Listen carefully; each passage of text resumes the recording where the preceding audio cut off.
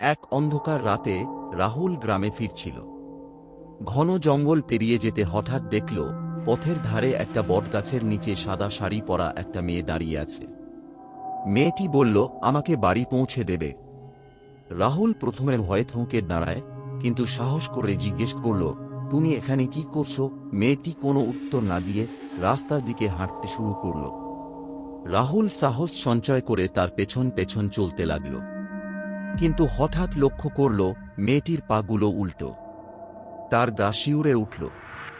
ভয়ে পেছনে ফিরে তাকালো। যখন আবার সামনে তাকালো, মেয়েটি আর সেখানে নেই।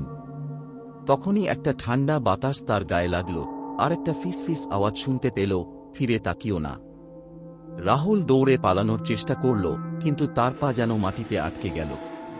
পেছনে তাকানোর সাহস পেল না। কিছুক্ষণ পর ভোরের আলো ফুটল, আর রাহুল নিজে